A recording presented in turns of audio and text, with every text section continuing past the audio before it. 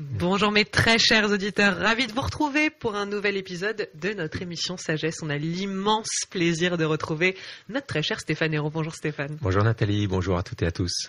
Alors c'est le dernier épisode de cette année 2017 qui va vous accompagner dans cette transition pour ces fêtes de fin d'année entre Noël et le Nouvel An. Voilà, on est ravis d'être présents parmi vous, d'arriver peut-être dans vos maisons, auprès de vos cheminées, de nous mettre aussi à vos côtés sur le canapé et de vous raconter une histoire. Voilà, comme à notre habitude, eh bien on commence cette émission par une histoire. Stéphane nous ramène un conte qui évidemment va ensuite nous inspirer à parler d'un sujet en particulier.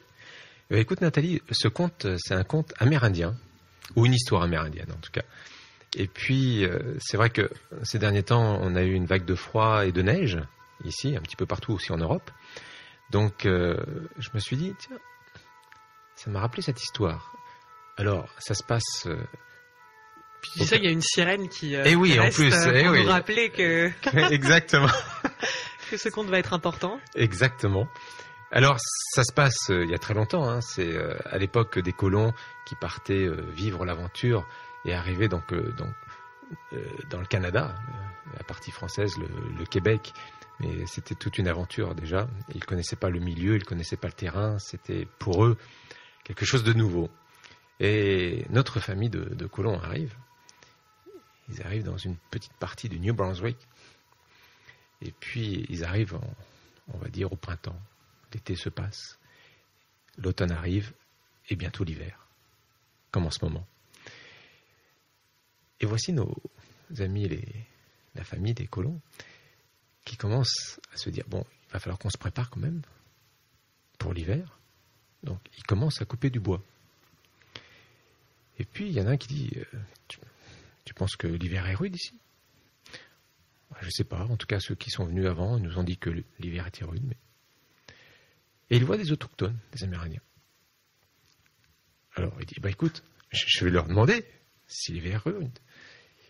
Il y en a un qui s'approche de deux autochtones, deux Amérindiens, et dit, est-ce que l'hiver est rude ici ? Oh, hiver rude. Donc il revient, il dit à son ami, bon écoute, je crois qu'il faut couper encore plus de bois. Et il coupe du bois. Il dit, bon, combien de bois il faut ? Écoute, j'en ai aucune idée. Je vais redemander quand même à ce monsieur, il avait l'air très gentil, donc l'hiver est rude, mais comment il est rude ? Oh, hiver très rude. Il revient voir son ami, il dit, écoute, là, je crois qu'il faut couper encore beaucoup plus de bois parce que là, il vient de passer au très rude, alors qu'avant, c'était rude. Il coupe du bois, il coupe du bois, il coupe du bois. Il dit, combien de bois il nous faut quand même ? Écoute, je vais quand même lui redemander. Mais hiver très rude ? Non, hiver très, très, très, très rude. Alors là, il lui dit, mais à quoi vous fiez pour savoir que l'hiver sera très, très, très, très rude ? Ah, nous avons un dicton. Quand homme blanc coupe du bois, hiver très, très, très, très, très rude. Intéressant. Alors Stéphane, je te laisse peut-être enchaîner, je ne sais pas, sur toi, ce que tu saisis de cette histoire, ce que tu aimerais transmettre. On peut saisir plein de choses, mais c'est vrai que des fois, dans notre vie, on se rend compte que, voilà, on avance, et puis... à un moment donné, il y a des moments de doute, il y a des moments d'incertitude, et on va se dire, tiens, on va demander à l'autre. Et en fin de compte, l'autre ne sait pas plus, en fin de compte. Son point de référence, c'est en fin de compte vous. Donc on avance au fur et à mesure dans ce chemin qui ne se nomme pas, et on est là. Et on attend que l'autre nous apporte la réponse.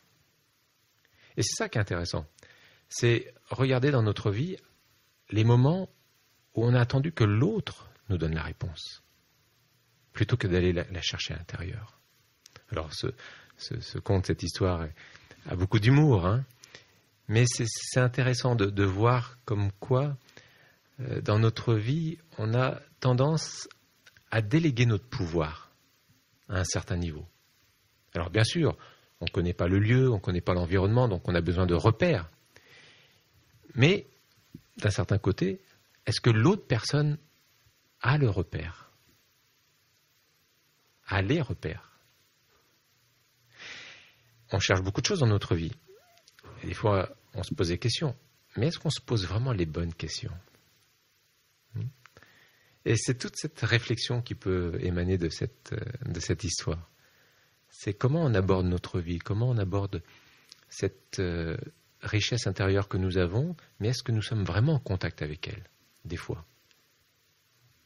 Il y a la richesse intérieure, il y a l'expérience, il y a les intuitions aussi, finalement. En effet, intuitions. on peut demander l'avis des personnes qui vivent sur place. Souvent, leur avis est très riche de sens. Mais je crois qu'il y a aussi, évidemment, l'intuition. Personne ne peut prédire l'avenir. Même si on vit sur une terre, on ne peut pas savoir si l'hiver sera aussi rude qu'il a prétendu l'être depuis ces dernières années. Voilà, puis on voit que tout est toujours changeant. Donc, c'est se fier à ce qu'on va ressentir, être le mieux. Pourquoi pas demander l'avis des autres, mais ne pas en faire le seul avis qu'on écoute. Je pense revenir à soi et à notre discernement, cette capacité à savoir ce qui sera le meilleur. Exactement. Et puis aussi, quels sont nos repères, quelles sont notre expérience, tu viens de le nommer, et quels sont aussi notre conditionnement de la vie. Des fois, c'est pas le même vis-à-vis des uns et des autres. Pour certaines personnes, un hiver peut être très très rude. Si elle vient du Grand Nord, peut-être que l'hiver sera moyennement rude. Oui. Mais si elle vient effectivement de l'équateur, un peu de froid peut devenir très très rude. Tu vois, c'est comme quand je vais au Maroc, c'était assez intéressant, ou quand je vais par exemple dans des pays où qui fait très chaud, tu arrives bien sûr avec ton repère qui est complètement différent, et quand il fait 18 degrés, tu vas commencer à voir les gens commencer à mettre leur manteau. Alors que toi, voilà, tu es en petit t-shirt et c'est très agréable. Donc c'est vrai que le référentiel pour les uns et les autres est complètement différent. Donc à quel niveau tu te places quand tu demandes par exemple des conseils, ou quand tu vas te demander peut-être même un retour d'expérience? Sur quel référentiel tu te places? Et ça, c'est intéressant aussi de se poser la question. Moi, je remarque quand on a une question importante, quand on demande conseil à trop de gens, ça finit par nous perdre. En fait, c'est assez compliqué de demander l'avis de tout le monde, parce que finalement, on a l'avis de personne, parce que personne n'est d'accord et tout le monde parle finalement de lui. Je crois qu'on est tous un peu en proie à nos propres projections. Donc, quand on donne un avis, la majorité des personnes, et surtout celles qui n'ont pas encore forcément trouvé la clarté en elles-mêmes, eh bien, elles vont projeter sur l'autre ce qu'elles sont. Donc, moi, maintenant, je prends le parti aussi, quand j'ai besoin de l'avis des autres, de choisir vraiment ces autres à qui je demande l'avis, parce que si on le demande à tout le monde, on va finalement être encore plus perdu qu'au départ. Exactement. Est-ce que l'autre personne à qui tu poses la question ou à qui tu demandes peut-être un avis, est-ce que cette personne a aussi l'expérience nécessaire pour pouvoir t'accompagner? Est-ce que lui-même ou elle-même a parcouru le chemin qui lui a fait passer peut-être différentes expériences, qui va au moins te donner un repère qui est vraiment du domaine de l'expérience, expérientielle, et plus un repère peut-être intellectuel ou par rapport à un savoir. Donc, est-ce que tu te fais accompagner dans ce sens-là? Ça, c'est aussi une bonne question à se poser. L'autre question, c'est aussi de voir à quel point on peut écouter les avis, les conseils des autres, et aussi de ne pas être le ballon de football des opinions des autres. Ça, c'est aussi, tu vois, cette charnière, je dirais, cette frontière entre demander les conseils, c'est important, demander des avis, parce que justement c'est cette expérience collective qui fait la richesse de cette planète. Donc on y va pleinement. Voilà, toi, par rapport à ton expérience, par rapport à ta compréhension de la vie, par rapport peut-être aussi à tes blessures. À tes blessures aussi, par rapport à plein de choses, à tes conditionnements, à tes croyances, à tes habitudes. Comment toi tu perçois ça? Et le retour que la personne va te donner, d'un certain côté, ça va t'enrichir, parce qu'elle va le faire avec une certaine déjà expérience vécue. Et donc, tu vas pouvoir aussi alimenter ta propre expérience ou ta propre réflexion. Et c'est là où c'est intéressant de voir à quel point on doit faire attention lorsqu'on est dans l'échange avec l'autre. Est-ce que je suis le ballon de football de ses opinions, de ses émotions, de ses conditionnements, de ses croyances ? Et ça peut se passer à tout moment dans notre famille. Regarde, le noyau familial, c'est quand même une interaction énorme. Des fois, si on écoutait les uns et les autres, on ne ferait rien de notre vie. Complètement. Parce que chacun aussi a ses attentes. Quelles sont les attentes de l'autre? Quelles sont mes attentes? Quelles sont mes attentes que j'ai envers l'autre, quelles sont les attentes de l'autre, mais quelles sont les attentes que l'autre a envers moi.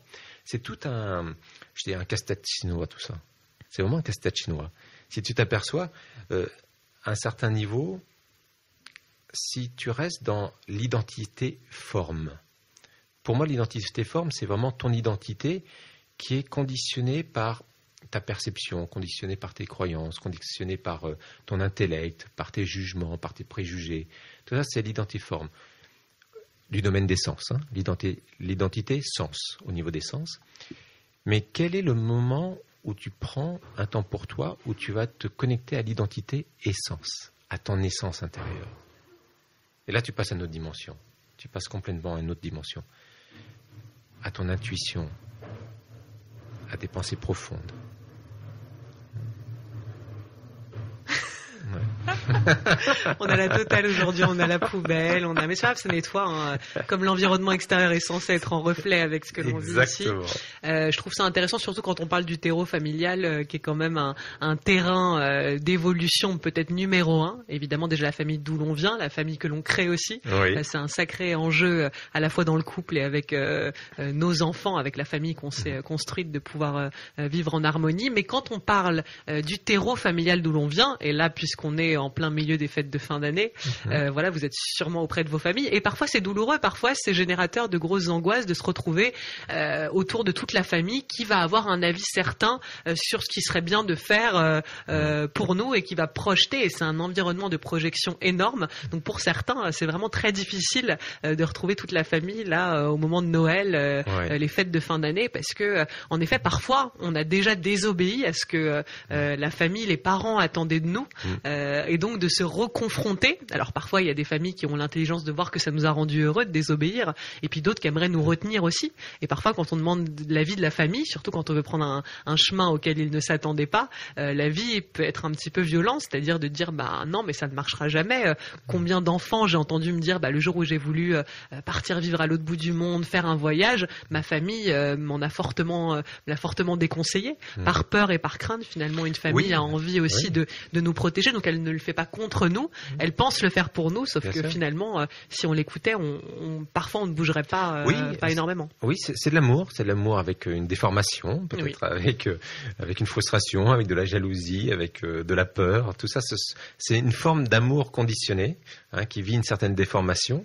Et puis après, il y a vraiment l'amour inconditionnel. Je me souviendrai toujours lorsque j'avais une vingtaine d'années, quand je suis parti pour la première fois vraiment suivre ma voie intérieure, où je suis parti au Canada, donc dans le centre de Lise Bourbeau, qui a créé l'école de vie qui s'appelle Écoute ton corps. Combien de fois mes beaux-frères, mes sœurs m'ont dit mais tu t'en vas dans une secte, tu t'en vas dans un... Est-ce que tu t'es vraiment renseigné? Qu'est-ce que tu vas vraiment faire là-bas? Et puis je me souviendrai toujours de ma réponse. Bah écoutez, si c'est une secte, en tout cas, je verrai une fois sur place, et comme ça je pourrais m'en faire vraiment mon avis. Et puis en fin de compte, c'était pas du tout loin d'être une secte, c'était un moment pour moi très très riche, et je remercierai toujours Lise Bourbeau et puis ses enseignements qui s'appellent Écoute ton corps. Et puis après, je suis parti effectivement en Inde. Alors là, c'était un autre voyage. Autant que le Canada, c'est un monde qui est le monde occidental. Mais donc en 1996, quand je suis parti vraiment en Inde, là, j'ai senti toutes les peurs venir, toutes les angoisses. Un pays, bon, en plus, on n'avait pas Internet à l'époque. Il fallait voyager avec les traveler chèques. On n'avait pas de carte bancaire dans les petits villages reculés. Puis j'étais parti faire une action humanitaire. Donc c'est vrai que l'inconnu fait peur. Donc c'est pas, je dirais que les êtres qui nous aiment, ils expriment de l'amour, mais un amour aussi par rapport à leur point de référencement. On en revient toujours à cette petite histoire. Si j'avais dit, est-ce que vous êtes sûr que ce voyage me fera du bien? Est-ce que vous pensez que c'est pour moi? Peut-être qu'il m'aurait dit, non, pas du tout. Oh, ne va surtout pas là-bas. Hein, tu vas rencontrer, ça va être très dangereux, tu vas te perdre, ou peu importe où tu vas. Et encore, t'es un homme, donc c'était quelque part pour la société. Oui, c'était. Et je partais avec mon épouse, donc c'est vrai que c'était voilà. Mais bon, on était avec 2 autres amis. Et c'est vrai qu'on était un groupe de 4, donc on était plus fort. Mais lorsque je suis arrivé la première fois en Inde, Nathalie, les 2-3 premiers jours, je me suis dit, oh là, je repars. Il y a eu une angoisse qui est venue parce que c'était un monde tellement inconnu, des repères complètement inconnus, un mode, des codes sociaux complètement inconnus. En plus, on était arrivé vraiment dans le quartier de Mughal Sarai, de la gare Mughal Sarai. Donc c'était le quartier en 96. Il y avait beaucoup de personnes, des lépreux vraiment. Donc tu étais face à cette pauvreté, mais d'une façon très flagrante en 1996, ce que tu n'as plus quand tu vas en Inde maintenant, en tout cas quand tu arrives, que ce soit dans les aéroports ou dans les gares. Mais à cette époque-là, en 96, je me souviens d'une angoisse qui m'est venue, en disant, mais qu'est-ce que je fais là ? Et avec mes amis, on s'est tous regardés, on s'est dit, on repart, parce qu'en plus on ne parlait pas très bien anglais, donc pour communiquer c'était très difficile. Et je me souviens que ce qui nous a maintenus donc, sur le territoire indien, c'est parce qu'on avait programmé une action humanitaire au Népal. Et donc on avait un rendez-vous, on était parti le 12 octobre 1996, et le 16 octobre on avait un rendez-vous à Katmandou avec l'action humanitaire. Donc les 3 premiers jours étaient un choc, et à la fois, heureusement qu'il y avait cet objectif qui nous projetait dans l'action, mais là-bas, effectivement, je me souviendrai toujours des différents codes sociaux, des différents regards, des différents modes de fonctionnement. Et là, c'est intéressant, parce que tu vois à quel point tu peux remettre complètement en cause ton mode de fonctionnement, et puis ton mode de croyance. Est-ce que ton mode de croyance est vraiment valable ? Il est peut-être plus valable dans d'autres contextes. Et c'est ça qui est important pour moi de revisiter à chaque instant, même si on n'est pas obligé de faire un voyage très loin ou d'aller dans une culture complètement différente. Quoique maintenant, avec la mondialisation, la globalisation, il y a comme une uniformisation qui s'installe petit à petit. En 96, c'était quand même différent. Et puis alors, j'imagine bien avant encore, ça devait être encore un autre univers, un autre monde. Mais voilà, c'est à quel point je peux défaire mes conditionnements, à quel point je peux défaire mes croyances, à quel point je peux remettre en cause mes codes sociaux, mes codes, mes valeurs même, parce que des fois, mes valeurs, est-ce que c'est vraiment des valeurs de l'être ou des valeurs qui sont culturelles ? Donc ces valeurs culturelles doivent être mises forcément en question lorsqu'on arrive en perspective lorsqu'on arrive dans un autre milieu. Donc oui, c'est un chemin intérieur tout ça. Hein. Mais à quel point je reprends vraiment le pouvoir de ma vie ? C'est ça le plus important. Voilà, on a commencé avec cette histoire qui est plein d'humour, hein. Mais au bout du compte, tous ces contes, toutes ces histoires, c'est vraiment nous amener une fois de plus sur cette quête intérieure. Voilà. Est-ce que je me suis arrêté en chemin ou est-ce que je continue cette quête ? Parce que des fois, même lorsqu'on a entrepris un chemin spirituel, on se conforte dans un chemin spirituel. Et d'ailleurs, il y a beaucoup de gens qui commencent un chemin spirituel ou un chemin de développement personnel ou une quête pour apprendre à mieux se connaître, on va dire. Ils se déconditionnent pour se reconditionner ? Ça se peut, Nathalie, ça se peut. Mais ce que je me suis rendu compte, surtout depuis ces 20 ans d'enseignement et ces 30 ans où moi-même je suis en quête de sagesse, c'est qu'en fin de compte, il y a beaucoup de gens qui vont entamer vraiment une quête parce qu'ils sont dans un mal-être. Et leur première étape, c'est chercher un bien-être. Donc ils vont faire plein de stages, ils vont faire plein de séminaires, ils vont trouver des techniques, ça peut être la méditation, ça peut être la respiration, ça peut être du qigong, ça peut être des massages, ça peut être du développement personnel, ça peut être du coaching, ça peut être plein de choses. Et après un certain temps, lorsqu'ils ont obtenu ce bien-être qu'ils cherchaient, ce qui va se passer, c'est qu'ils vont se conforter dans ce bien-être. Et à un moment donné, ils vont arrêter leur quête. Et en arrêtant cette quête, comme ils n'ont pas complété le chemin, ils vont retrouver un certain mal-être. Alors quand je dis compléter ce chemin, ça veut dire quoi ? Eh bien, c'est d'entreprendre un chemin qui est beaucoup plus profond, qui demande beaucoup plus de persévérance, et c'est de passer du bien-être à l'être. Et là, peu importe si tu es dans le bien-être ou dans le mal-être, je dirais que tu as dépassé un certain niveau de dualité de la vie pour retrouver dans un certain niveau d'unité de la vie. Et ça, c'est tout un processus qui demande la patience. Beaucoup de gens sont impatients sur le chemin spirituel. Ils voudraient que tout se passe rapidement. Mais c'est pas faisable. C'est pas faisable parce que ça prend du temps. Ça a pris déjà des milliers de vies pour arriver là où on en est. Alors c'est vrai que pour certains ça peut aller plus vite que d'autres, mais je pense que les choses arrivent quand elles doivent arriver. Et puis en effet, chaque année amène son lot d'expérience, de prise de conscience, et puis comme tu dis, de savoir qui se transforme en connaissance, c'est-à-dire qu'on l'intègre, on le vit après dans notre corps. Et puis en effet, moi je rencontre beaucoup de gens qui intellectuellement ont tout compris, mais qui malheureusement ne l'ont pas encore intégré. Et donc il y a aussi ce trajet à faire sur le chemin. Je pense que c'est la vie finalement, c'est le terrain quotidien dans lequel on se réveille chaque matin qui est le plus fascinant et le plus intéressant. Et c'est là où on voit si finalement on a cheminé, s'il y a encore des choses à éclaircir, un peu de lucidité à mettre et plus de conscience. Oui, dans la tradition védique, on appelle ça swadhyaya, l'étude du soi, self-effort, l'effort personnel, le maintien constant, sans s'arrêter. C'est-à-dire vraiment continuer le chemin sans interruption. Je maintiens mon intérêt pour aller vers ce désir ardent d'atteindre la réalisation. Pas simplement d'arriver au bien-être, mais d'atteindre la réalisation. Qu'est-ce que je suis vraiment, qu'est-ce que mon âme est venue vivre sur cette planète? Quelle est la réalisation de la conscience? Et des fois, c'est beau parce qu'en cette période de Noël, c'est toujours intéressant de voir à quel point je peux revenir dans cet état d'enfant intérieur. Et cette période est propice pour ça. Avec bien sûr le Père Noël, on y croit, on n'y croit pas, peu importe. C'est pas ça l'importance. C'est plus que croire au Père Noël. C'est est-ce qu'on croit à la magie de la vie. Et lorsqu'on s'ouvre à la magie de la vie, le monde devient féerique. Pas parce que... Pas seulement le 24 décembre. Non, pas exactement. Tu m'as devancé. Pas simplement le 24 décembre. Surtout, il y a tout un amalgame avec cette date-là. Mais en tout cas, pas simplement à une date. Mais comment je peux retrouver la magie de la vie? Et la magie, en fin de compte, est à chaque instant. Elle est dans chaque regard, elle est dans chaque synchronicité, elle est dans tellement de choses. Bon, alors, chers auditeurs, si on doit vous donner un conseil, puisque pour revenir, c'est vrai, à cette histoire et à cette importance d'être connecté à soi, de faire confiance à ce qu'on va ressentir avant tout de nous, je pense que ça peut être très riche d'avoir l'avis des autres, mais n'oublions pas que ce qui va être le plus important, c'est de se questionner soi et de savoir ce qui va vibrer, de se connecter à son intuition. On en parle à quasiment tous les épisodes de cette émission Sagesse, d'avoir des pratiques quotidiennes. Ça nous permet de nous ancrer, de trouver notre alignement.